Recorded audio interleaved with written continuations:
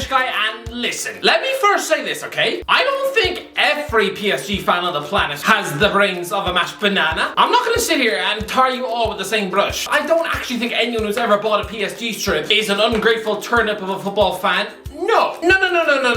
But if you were one of the ones who did boo Lionel Messi or Neymar last week, then honestly, you're about as tuned into reality as that guy who shoots pigeons at the airport. Yes, I know you lost 3-0 to Monaco, but still. Oh, by the way, lads, I've made the big switch over from my previous channel to this one, making football content. I've been doing that for a week, and you legends have all clicked that red subscribe button to the point where we've already smashed 100,000 subscribers.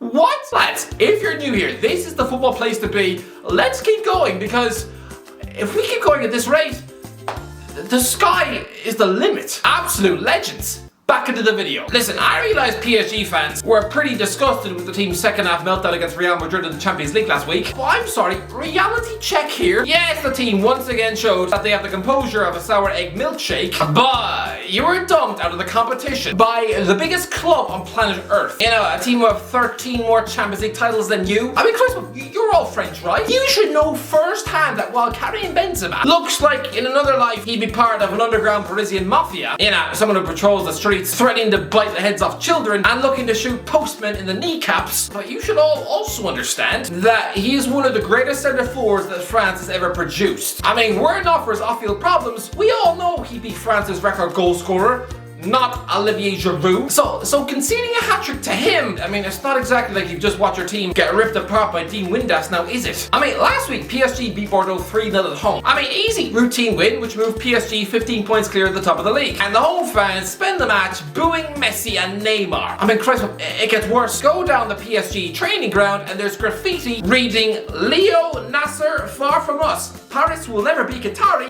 And one saying 10 years of mediocrity. Is this a joke? 10 years of mediocrity. I mean, you're screaming until you're blue in the lungs for Nasser Al-Khelaifi to leave the club. Am I reading this right? This is essentially the equivalent of Brad Pitt rescuing a 3-year-old orphan from a war-torn swamp in Sudan. And yeah, once they reach their teenage years, I mean, they start moaning that they weren't bought the newest iPhone for Christmas, that their Gucci bedsheets are too soft, suddenly chucking their morning bowl of Frosties into their daddy's face because the butler forgot to shine their shoes. I'm sorry, do you want to go back to living in the mud? 10 years of mediocrity. Right. The Qatar Sports Investment bought PSG in the summer of 2011. I mean, PSG had just finished 4th in the French league, 16 points behind Lille. I mean, this entire takeover plan was drummed up over lunch in May 2010 between Michel Platini, the Qatari Prime Minister, and the French President Nicolas Sarkozy. I mean, if that lunch had gone wrong, if instead the chef had served up a chunk of cake filled with dead rats and donkey piss pills, I mean, if Sarkozy had offended the entire table by getting sick in his glass of champagne, if Platini had refused to vote for Qatar at the 2022 World Cup, then I can tell you right now, PSG would still be a nothing football team. There would be no Neymar, Messi, or Mbappe. Instead, you'd be falling over Matteo Guendouzi and Steven Nzonzi, with Odsonne Edouard stuffed up front. I mean, you just spent all of last summer desperately trying to cling onto Christopher Nkunku before eventually being forced to sell him to Aston Villa. 10 years of mediocrity. Since 2011, you've won the league 7 times, and you're about to wrap up an 8th one this season. I mean, before the takeover, this proud French capital had lifted the Ligue 1 title twice, and not since 1994. Under the Qataris, you've won 6 Coupe de France's, 6 Coupe de la Ligues, and you've reached a Champions League final. I mean, PSG fans think that this is European humiliation. Oh, we collapsed against Real Madrid. We can never show our face again. Oh, I'm sorry, do you want to remember real humiliation in Europe? How about in 2011, when you were dumped out of the Europa League qualifying rounds by Maccabi Tel Aviv, folding like a collective chunk of wet toilet paper on a sandy beach in Israel? I mean, in 2009, you were kicked out of the UEFA Cup after losing 3-0 away at Dynamo Kiev. I mean, before the takeover, sure, you won the UEFA Cup Winners' Cup in 1996, beating the mighty Rapid Vienna in the final, but the next season, you suddenly play a real European monster like Juventus in the Super Cup final, and you lose 9-2 on aggregate. People talk about Neymar being a colossal Brazilian embarrassment at PSG. I'm sorry, he still scored 20 goals and chipped in with 14 assists in Europe for this club. He has directly contributed to 34 goals in just 32 starts. I don't think he's the problem. And he's also helped this club reach their first ever Champions League final. I mean, Christ, when PSG were given a world Brazilian superstar like Ronaldinho, you know, a better player than Neymar. They were still failing to get past Rangers and Boa Vista in the goddamn UEFA Cup third round. And yet, I don't think PSG fans were booing them out of the ground. Imagine booing the greatest ever footballer to breathe air when he is representing your club. Before Qatari's involvement, you were signing the likes of Matea Kezman and Pege Lionel. Imagine telling any PSG fan 11 years ago that they'd soon be watching Messi wear their strip. Oh, they'd soon be wiping saliva off their chin. And yet now, how entitled can you be to boo him now? Sure, his standards have dropped. I should think so. He turns 35 in June. He's 87% of the way towards 40 years of age. Are you really going to be shocked if he's a little tired? You're treating him as if he's some fat mercenary like Emmanuel Adebayor. Only in Paris for the cash. Do you really think that a 7-time Ballon d'Or winner is really pleased by the fact he's got 2 League goals by March? I'm guessing his proud ego is eating away at him every single day. He is failing at something supposed to be a farmer's league. I'm guessing he does wake up every night drenched in pints of sweat, to the point where his wife probably now has bloodshot eyes. I mean, he doesn't need the local lads who fix the toilets in the pub across the road from the Louvre to boo him on the pitch. First of all, you're treating this guy as if he's the Hunchback of Notre Dame. No, I'm sorry. He is football royalty.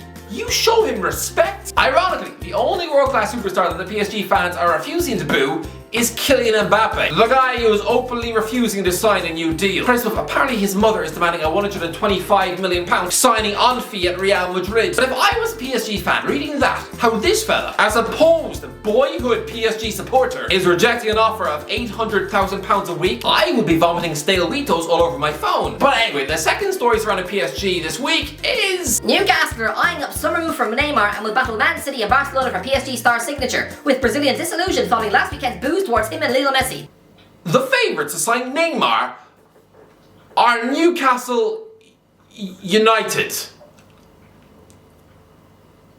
What? I mean, let's be honest. How many people actually expected Neymar to give 5 years of his life to France? Everyone assumed this would be a short-term fling. Not quite one night in Paris, but pretty close. That, you know, maybe after 18 months, he would then grow bored of eating croissants and drinking wine with Johnny Depp. I mean, come on. Neymar is a man who enjoys his Hollywood parties. Does Paris really seem like a party city to you? I mean, no, this guy wants to spend his Wednesday nights chilling with Justin Bieber and drinking shots of tequila out of his sister's ear. Not, you know, sipping a cup of Prosecco in a stuffy French museum. But we all assumed his big blockbuster move would be back to Spain via Real Madrid or Barcelona. I mean, he's also been linked with the move to the Premier League, but it's always been to either Man United or Man City. But let me get this straight. You're offering him the chance to play in the same team as Dan Burn and Chris Wood. You're asking him to swap a dressing room with old pal Messi to what? Sit on a bus to Burnley next to John Joe Shelby? Playing snakes and ladders with Dwight Gale? But as mental as it sounds, I think this one works. I mean, on paper, people like to think that Robinho to Manchester City was a disaster, right? No football team should ever begin their new takeover project by running before they can walk, right? Robinho was so far above the level of Man City that it was just a complete massive flop, right? That's a myth. In his debut season in England, this guy scored 15 goals and chipped in with 9 assists.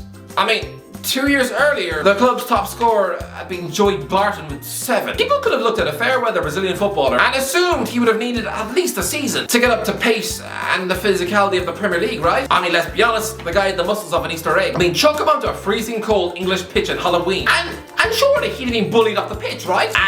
No, in his 6th ever match in England, he was scoring a hat-trick against Stoke. You know, the epitome of the Premier League's answer to a bunch of man-eating gargoyles. I mean, in his debut season in the Premier League, he was scoring more goals than peak Fernando Torres. And I mean, El Dino had Stevie G to rely on for assists. Robinho was relying on an unfashionable baldy from Cork. Oh yeah, and a Sean Ray Phillips who was now past it at 27. Sure, it all fell apart in Robinho's 2nd season, but Robinho was a Manchester City shortcut, and he legitimized this project. Suddenly new signings came because they wanted to play with Robinho. I mean, I'm convinced if the owners had listened to all of you and played it safe by making their first signing, oh, I don't know, Kenwyn Jones or Darren Bent, well then they sure as hell wouldn't have been signing Tevez the following summer. Robinho was unrealistic, yes, but he opened doors. He is an example of a footballer who came for the money. I mean, Christ above, when he left his flight from Madrid, he thought he was joining Chelsea. I mean, imagine his surprise when he winds up in the same dressing room as Richard Dunn. He was probably scanning around the room looking for John Terry, which is probably why the club tried to sign Chelsea's captain next summer. But yes,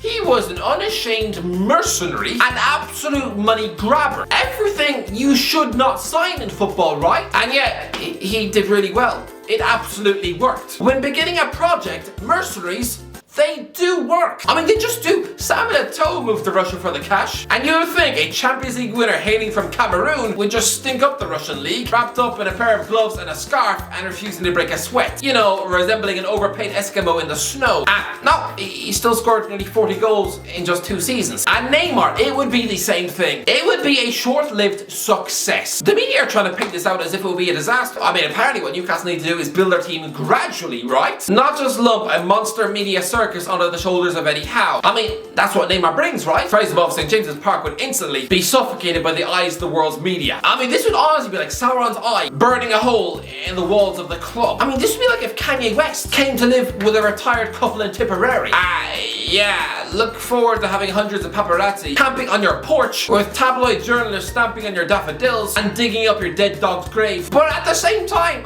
I don't care. Neymar is too good a player not to succeed, just like Robinho. And there's already a Brazilian contingent at the club, so it's not exactly like he's going to be moping around his 2-bedroom Jesmond flat and pretending to laugh at Jacob Murphy's jokes. No, he wouldn't have to go to the cinema to watch Chicken Run 2 with Ryan Fraser. He'd already have the Samba boys to hang out with. Neymar would have the Robinho effect. He would have a stunning debut season up top with Alan Saint-Maximin. Crazy up, there would be defensive migraines across the Premier League. Can Newcastle then go out there and sign Michael Olise? Can you imagine that front three? I think Wood might actually wet himself on the pitch. I mean, Newcastle are already an awkward away day on a wet and windy Monday night. But put Neymar on the team sheet, along with Olise and ASM, and suddenly the likes of Michael Keane and Tyrone Mings would already be getting sick on the bus. Tell me what you think. What do you think of Neymar to Newcastle? If you can convince him to get on board with the project and offer him wages of $500,000 a week, then he would have the Robinho effect. He dragged Newcastle into Europe before returning to Brazil in 2024, having finally grown bored of parking next to Joe Willock. But honestly, Neymar to Newcastle, as mad as this sounds, to me,